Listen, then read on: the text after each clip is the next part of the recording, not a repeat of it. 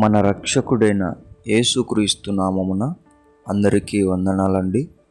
ఈరోజు దేవుని మాటలు హెబ్రీయులకు రాసిన పత్రిక 12వ అధ్యాయం 14వ వచనం.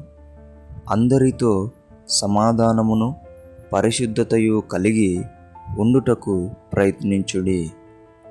ప్రియమైన దేవుని బిడ్డలారా, సమాధానం ఏం చేస్తుంది అంటే ఎప్పుడు దేవుడు మనతో మాట్లాడేలా చేస్తుంది.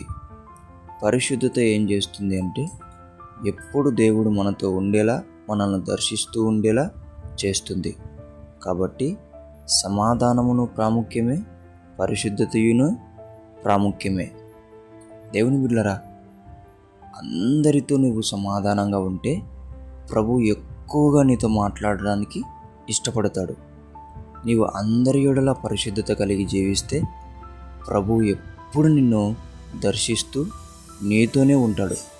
కాబట్టి ప్రియమైన దేవుని బిడ్డలారా, సమాధానం కలిగి ప్రభు మాటలు ఎప్పుడు వింటూ ఉండండి. పరిశుద్ధత కలిగి ప్రభువుతో ఎప్పుడు కలిసి ఉండండి. దేవుని బిడ్డలారా, నిజమైన నిత్య జీవం నీవు ఈ భూమి మీద ఉండగానే చూస్తావు, ఇలా కనుక జీవిస్తే.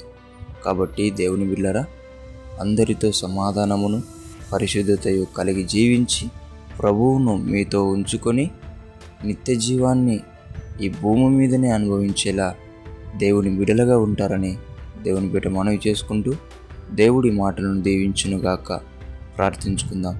దేవానికి వందనాలు, స్తోత్రాలు. సమాధానమును పరిశుద్ధతయు కలిగి జీవించమంటున్నావు నాయన. ఎవరితో అసమాధానముగా నా తండ్రి పరిశుద్ధ లేకపోకుండా జీవిస్తున్నామేమో, మమ్మల్ని క్షమించండి. అలా కాకోకుండా అందరి యెడల సమాధానమును పరిశుద్ధత కలిగి ఉండి మేము జీవించి నామాన్ని మహిమపరిచేలా మమ్మల్ని లేవనెత్తమని యేసు నామములో ప్రార్థిస్తున్నాం తండ్రి. ఆమేన్.